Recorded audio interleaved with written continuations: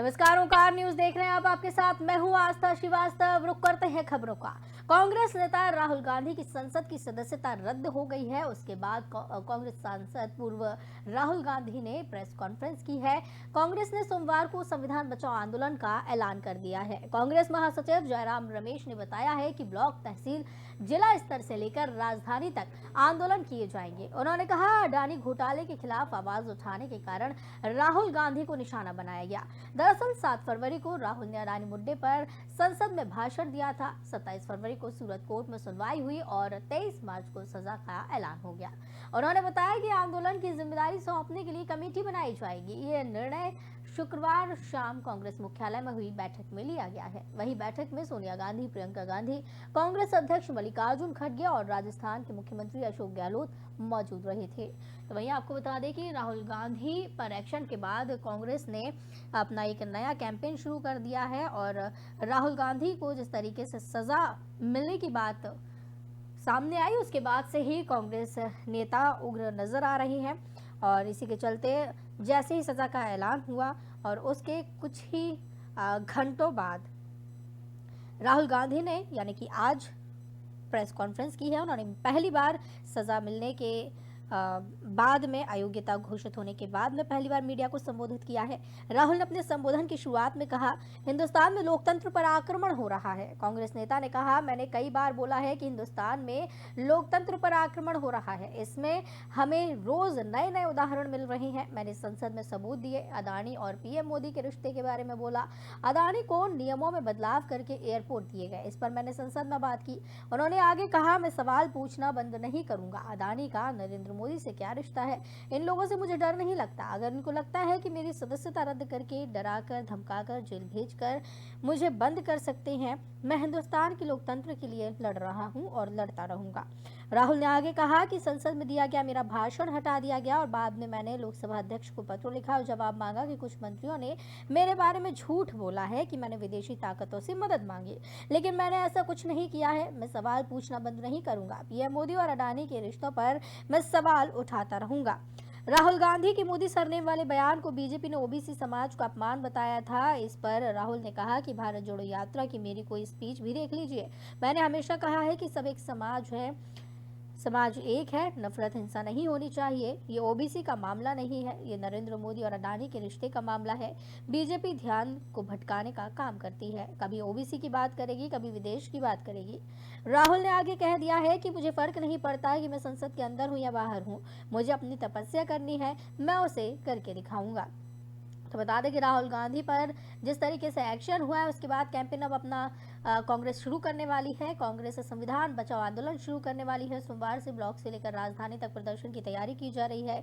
राहुल गांधी ने जो press conference की, उसमें कुछ अहम बातें रहीं, वो हम आपको बताते हैं। ये पूरा ड्रामा है, प्रधानमंत्री को एक साधारण सवाल से बचाने के लिए जो किया गया है।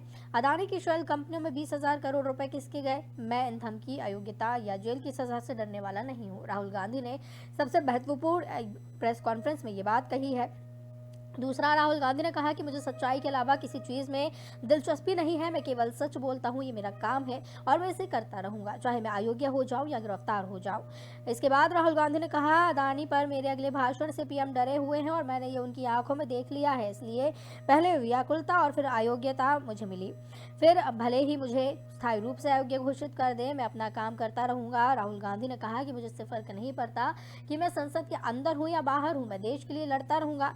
राहुल गांधी ने कहा कि मेरा काम देश की लोकतांत्रिक प्रकृति या रक्षा करना है, जिसका मतलब है देश की संस्थाओं की रक्षा करना, देश के गरीब लोगों की आवाज का बचाव करना और लोगों को अडानी जैसे लोगों के बारे में सच्चाई बताना।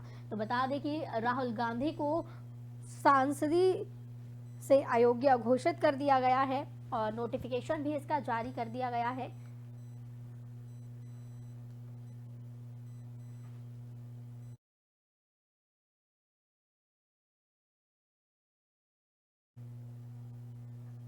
राहुल गांधी को हुई 2 साल की सजा के बाद उनकी लोकसभा सदस्यता रद्द हो गई है। इसके बाद सबसे बड़ा सवाल उठता है कि ऊट पटांग बोलने वाले नेताओं की जुबान पर क्या अब लगाम लग जाएगी। ये सवाल इसीलिए उठता है कि आजकल एक दूसरे के खिलाफ अशोभनीय टिप्पणी, संबोधन का फैशन चल पड़ा है। जिसके मन में जो आ रहा है वो बोले जा रहा है। न किसी को राष्ट्र के खिलाफ बोलने में शर्म आती है और न सेना पर सवाल उठाने में। हिंदू धर्म ग्रंथ और देवी देवताओं के बारे में ऊटपटांग बातें करना तो ऐसे तथाकथित सेक्युलर नेताओं के लिए आम बात हो गई है। वहीं पुलवामा कांड के बाद भारतीय सेना ने जब पाकिस्तान में सर्जिकल स्ट्राइक की है, तब भी राहुल गांधी टिप्पणी करने से खुद को रोक नहीं पाए। उन्होंने तो सर्जिकल स्ट्राइक की सच्चाई पर ही सवाल उठा दिया था। बाद में यही काम कांग्रेस के कद्दावर नेता और मध्य प्रदेश के पूर्व मुख्यमंत्री दिग्विजय सिंह ने भी किया था। उन्होंने भी राहुल की तरह ही सवाल दोहरा दिया था। वहीं इस कार्रवाई के बाद नेताओं की जुबान पर कुछ हद तक ताला जरूर लग सकता है।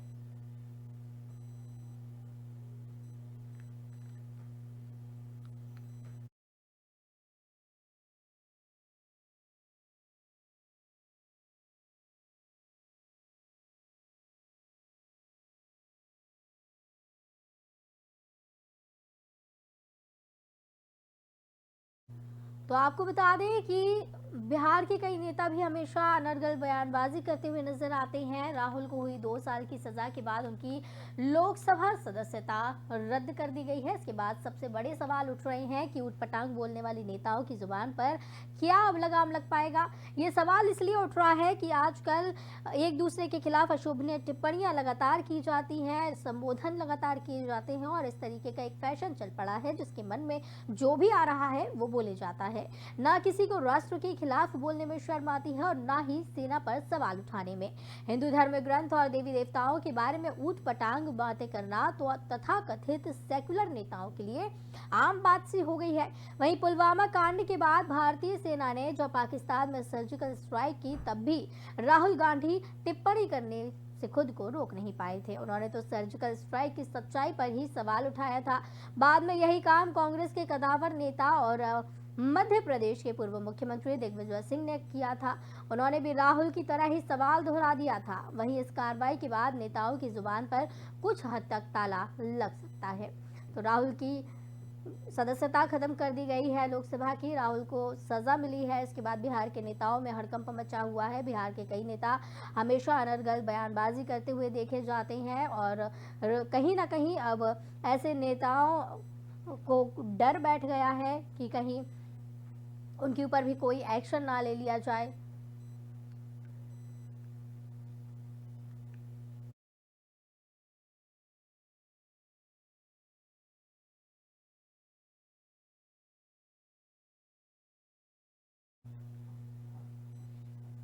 बिहार के deputy CM Tejashwi Yadav land for job scam मामले में पूछताछ के लिए सीबीआई के सामने पेश हुए हैं।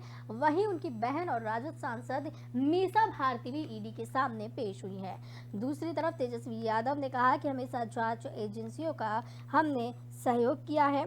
वहीं आपको बताते चले कि लगातार लैंड फॉर जॉब मामले में तेजस्वी यादव की मुश्किलें कम होने का नाम नहीं ले रही हैं। तेजस्वी यादव से सीबीआई मुख्यालय में पूछताछ हुई है। ईडी के सामने मीसा भारती की भी पेशी हुई है। लैंड फॉर स्कैम घोटाले मामले में बिहार के deputy CM Tejashwi Yadav CBI दफ्तर में नौकरी के बदले जमीन घोटाला मामले में सवालों का सामना उन्हें करना पड़ा है। तेजस्वी यादव ने नौकरी के बदले जमीन मामले को विच हंट करार कर दिया है। उन्होंने कहा कि जब नौकरियों के लिए जमीन की कथित अपराध की बात की जा रही है, तब उनकी उम्र बहुत कम थी। सीबीआई का आरोप है कि जांच के दौरान ये पाया गया कि आरोपियों ने सेंट्रल रेलवे के तत्कालीन महाप्रबंधक और सीपीओ के साथ साजिश रचकर जमीन के बदले में लोगों को उनके नाम पर या करीबी के नाम पर नियुक्त किया।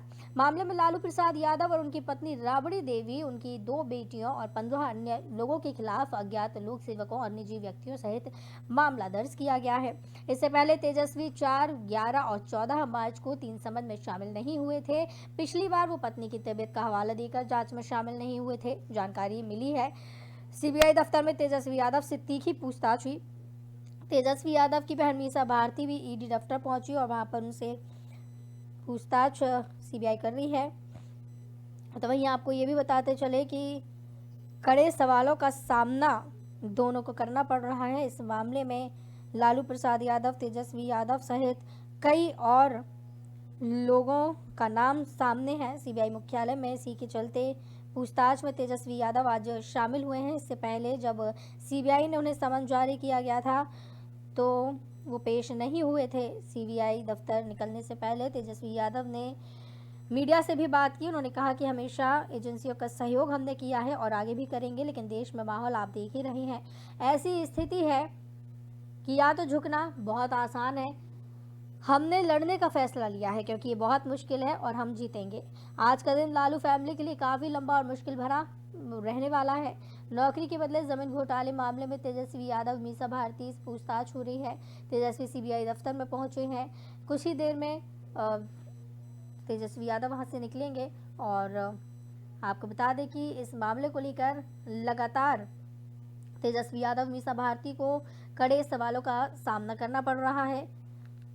देखा जाए तो इस मामले में सीबीआई कड़े और तीखे सवालों की बौछार कर रही है तेजस्वी यादव पर। लेकिन तेजस्वी यादव का ये कहना है कि जिस समय की ये बात की जा रही है उस समय वो काफ़ी छोटे थे और उनकी उम्र नहीं थी और उनके ऊपर इस मामले में गलत आरोप लगाए जा रहे हैं।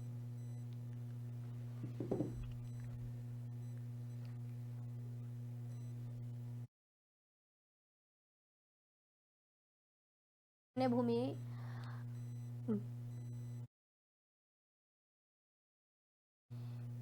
अपनी पहली चार्जशीट में कहा है कि भर्ती के लिए भारतीय रेलवे के निर्धारित मानदंड और प्रक्रियाओं का उल्लंघन करते हुए मध्य रेलवे में उम्मीदवारों की अनियमित नियुक्तियां की गई।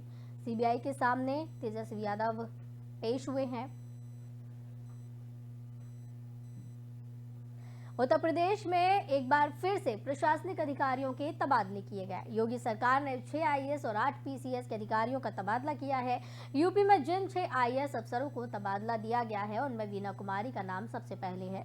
वीना कुमारी प्रमुख सचिव को महिला कल्याण बाल विकास पुष्टाहार की जिम्मेदारी दी गई है, तो वहीं वीना के पास प्रमुख सचिव खाद्य रसद भी बना रहेगा। इसके साथ ही किंजल सिंह को डीजी मेडिकल एजुकेशन बनाया गया है, तो वहीं प्रकाश बिंदु एमडी यूपी सिडको बनाए गए हैं। वहीं एसपी आनंद को विशेष सचिव वित्त की जिम्मेदारी मिली है। इसके साथ ही सुनील चौधरी को विशेष सचिव दिव्यांगजन विभाग मिला है। इसके साथ ही प्रदेश में 8 पीसीएस अफसरों के भी तबादले हुए। प्रियंका सिंह को उत्तर प्रदेश अधीनस्थ सेवा चयन आयोग की उप सचिव पद से एडीएम वित्त एवं राजस्व हरदोई बनाया गया। इसके अलावा हरदोई की एडीएम वित्त एवं राजस्व वंदना त्रिवेदी को उत्तर प्रदेश अधीनस्थ सेवा चयन आयोग का उप सचिव की जिम्मेदारी दी गई है। वहीं अमित कुमार भट्ट को एडीएम वित्त एवं राजस्व अलीगढ़ से एडीएम सिटी अलीगढ़ बना दिया गया। इधर एडीएम सिटी अलीगढ़ मीनू राणा को एडीएम वित्त और राजस्व अलीगढ़ की जिम्मेदारी सौंपी गई है।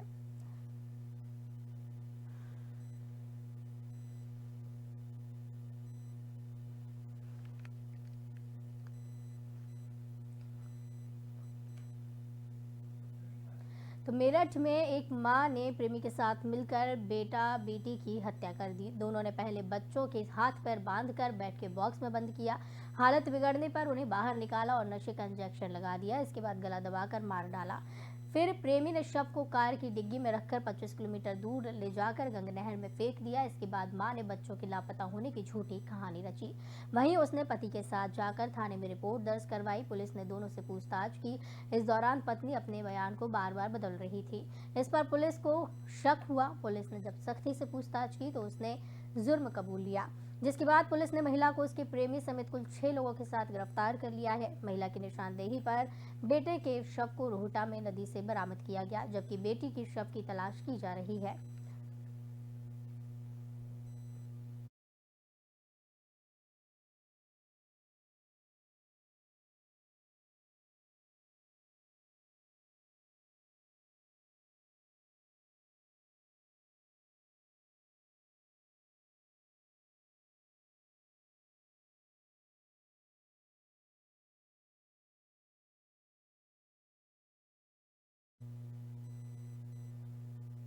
आम आदमी पार्टी नेता राघव चड्ढा ने फिल्म एक्ट्रेस परिणीति चोपड़ा से मुलाकात के वीडियो के बारे में पूछे गए सवाल को टाल दिया। राघव चड्ढा जब संसद से बाहर आ रहे थे उस समय मीडिया ने उनसे परिणीति के बारे में सवाल किया तो उन्होंने कहा कि आप मुझसे राजनीति के सवाल करें, परिणीति के नहीं। बता दें कि गुरुवार को राघव और परिणीति चोपड़ा को एक मुंबई के रेस्टोरेंट के बाहर स्पॉट किया गया था। एक वीडियो में दोनों को एक रेस्टोरेंट से बाहर आते हुए और एक कार में साथ जाते हुए देखा गया।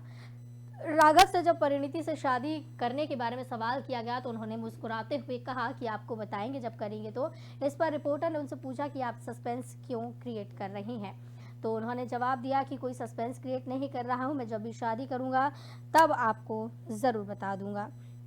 तो आपको बताते चले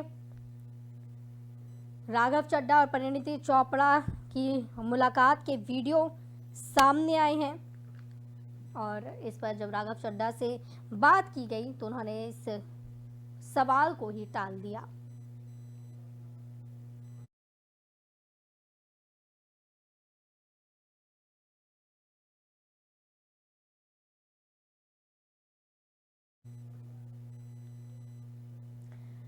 तो कांग्रेस भी अपने मिशन कर्नाटक में जुटी हुई है। इसी के चलते कांग्रेस ने अपने 124 उम्मीदवारों की सूची जारी कर दी है। कर्नाटक चुनाव में कांग्रेस कोई कमी नहीं छोड़ना चाहती है। इसी के चलते उन्होंने शनिवार को 124 उम्मीदवारों की लिस्ट जारी की है। जानकारी के मुताबिक पूर्व सीएम सिद्धारमैया वरुणा सीट से चुनाव लड़ेंगे और प्रदेश अध्यक्ष डीके शिव कुमार कनकपुरा से चुनावी मैदान में उतरेंगे। इसके अलावा कांग्रेस अध्यक्ष मल्लिकार्जुन खड़गे के बेटे प्रियांक का नाम भी शामिल है, वो चीतापुर से चुनाव लड़ेंगे।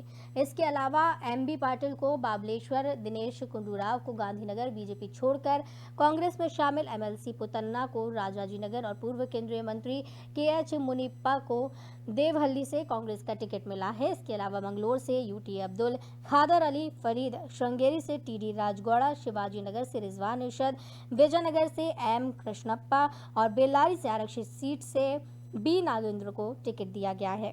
तो आपको बता दें, वहीं निर्वाचन आयोग कर्नाटक में 224 विधानसभा सीटों के लिए अगले महीने में चुनाव का ऐलान कर सकता है। इसी महीने 9 मार्च को आयोग की एक टीम ने राज्य का दौरा किया था। कर्नाटक विधानसभा का कार्यकाल 24 मई 2023 को खत्म हो रहा है। साल 2018 के विधानसभा चुनाव में बीजेपी ने 104 सीटें यहाँ जीती थी, लेकिन बहुमत के लिए 113 सीटों की जरूरत होती है। ऐसे में बहुमत के लिए बीजेपी के पास 9 सीटें कम रह गई थी, तो वहीं कांग्रेस को 80 व जेडीएस को 37 सीटें मिली थी। वहीं बीजेपी कर्नाटक ने इस बार स्पष्ट बहुमत के लिए 5B प्लान तैयार कर लिया है। इस प्लान में कर्नाटक के वे 5 जिले हैं जिनमें कुल 72 सीटें हैं। ये 5 जिले हैं बेंगलुरु, बेलगाम, बागलकोट, बीदर और बेल्लारी। पिछले विधानसभा चुनाव में इन 72 सीटों में से बीजेपी को 30 सीटों पर जीत मिली थी। यहाँ पर कांग्रेस को 37 व जेडीएस को 5 सीटें मिली थी। इस बार बीजेपी का फोकस इन 5 जिलों पर रहने वाला है। तो बीजेपी के साथ साथ कांग्रेस भी कर्नाटक चुनाव में कोई कमी नहीं छोड़ना चाहती है।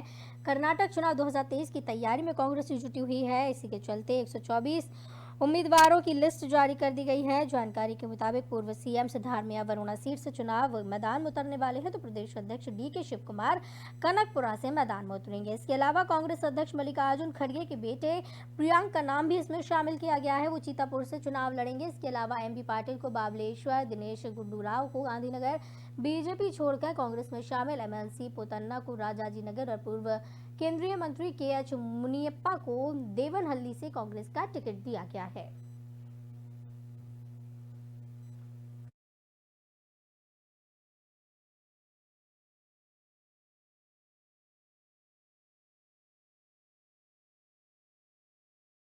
तो कर्नाटक विधानसभा चुनाव की तैयारियों में कांग्रेस जुटी हुई है। 124 उम्मीदवारों की लिस्ट जारी कर दी गई है। पूर्व सीएम वरुणा सीट से चुनाव मैदान में उतरने वाले हैं, तो प्रदेश अध्यक्ष डीके शिव कुमार कनकपुरा से चुनावी मैदान में उतरेंगे। इसके अलावा कांग्रेस अध्यक्ष मल्लिकार्जुन खड़गे के बेटे प्रियांक का नाम भी शामिल है। अब कर्नाटक चुनाव को लेकर धुआंधार प्रचार लगातार बीजेपी करने में जुटी हुई है, तो कांग्रेस भी पीछे नहीं हटना चाहती है। कांग्रेस ने इसी के चलते 124 उम्मीदवारों की लिस्ट अभी जारी कर दी है। और वहीं दूसरी तरफ बात करें तो प्रधानमंत्री नरेंद्र मोदी भी कर्नाटक में हैं और चुनाव के पहले प्रधानमंत्री धुआंधार प्रचार वहां कर रहे हैं, धुआंधार दौरा कर रहे हैं कर्नाटक का। निर्वाचन आयोग कर्नाटक में 224 विधानसभा सीटों के लिए अगले महीने चुनाव का ऐलान कर सकती है। बताया जा रहा है कि 9 मार्च को आयोग की एक टीम ने राज्य का दौरा भी किया था और कोई भी कमी बीजेपी कांग्रेस यहाँ पर नहीं छोड़ना चाहती है। 2018 के विधानसभा चुनाव की बात करें तो बीजेपी ने 104 सीटें जीती थी, लेकिन बहुमत के लिए 113 सीटों की जरूरत होती है। ऐसे में बीजेपी के पास 9 सीटें कम थी, तो वहीं कांग्रेस को 80 और जेडीएस को 37 सीटें यहाँ पर मिली थी। बीजेपी ने स्पष्ट बहुमत के लिए अपना नया प्लान तैयार कर लिया है। कर्नाटक के 5 जिले उसमें शामिल किए गए हैं और इसी के चलते प्रधानमंत्री नरेंद्र मोदी यहाँ पर काफी एक्टिव नजर आ रहे हैं। वहीं कांग्रेस की बात करें, खड़गे के बेटे को यहाँ चुनाव मैदान में उतारने की तैयारी है। उन्हें टिकट दिया गया है। 124 उम्मीदवारों को टिकट दिया गया है। इसकी लिस्ट जारी हो गई है। तो खबरों का सिलसिला लगातार जारी रहेगा। मुझे दीजिए इजाजत। आप देखते रहिए ओंकार न्यूज। नमस्कार।